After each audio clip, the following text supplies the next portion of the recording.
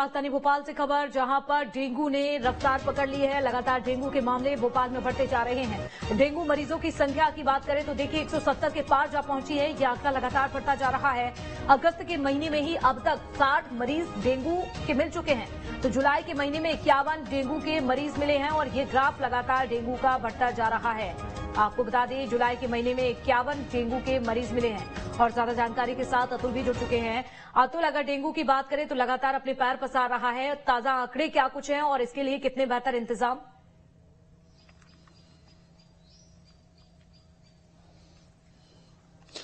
देखिए साक्षी, जब जब मानसून का सीजन रहता है मध्य प्रदेश और राजधानी भोपाल में डेंगू का प्रकोप बढ़ता ही है और इस बार भी ऐसा ही होता हुआ दिखाई दे रहा है। अगर पूरे साल की यानी कि जनवरी से अगस्त तक के आंकड़े अगर हम देखें तो 170 से ज्यादा मरीज जो है अभी तक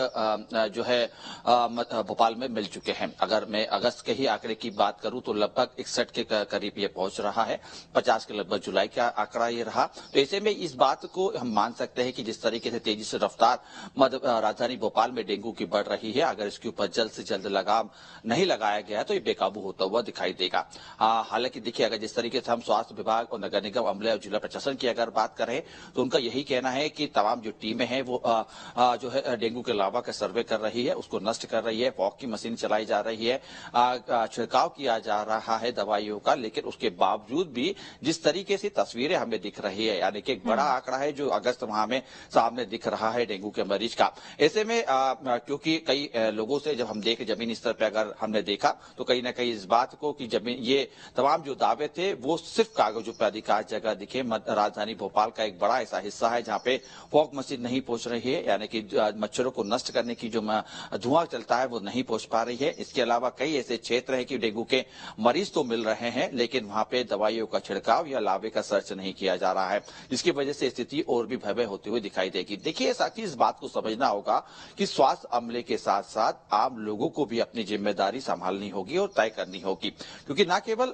नगर निगम जिला प्रशासन बल्कि लोगों की भी लापरवाही की वजह से ही इस तरीके का डेंगू आगे बढ़ रहा है, बेकाबू होता हुआ हमें दिखाई दे रहा है। घरों में जिस तरीके से हम देख रहे हैं पानी बड़े समय से रखा हुआ है लेकिन उसको हटाते नहीं है। कई हमने ऐसे प्लाट देखे जहाँ पे पानी का भराव भरा हुआ है, जहाँ पे डेंगू के लावा पाया जा रहा है। कई बार टीम भी पहुंची, लावा नष्ट भी किया, लेकिन वहां पे फिर से पानी भरने की वजह से ऐसी स्थिति निर्मित हुई। तो आम लोगों को भी इसको समझना होगा और खुद जागरूक होकर डेंगू से लड़ाई में जिला प्रशासन नगर निगम की टीम के साथ खड़ा होना।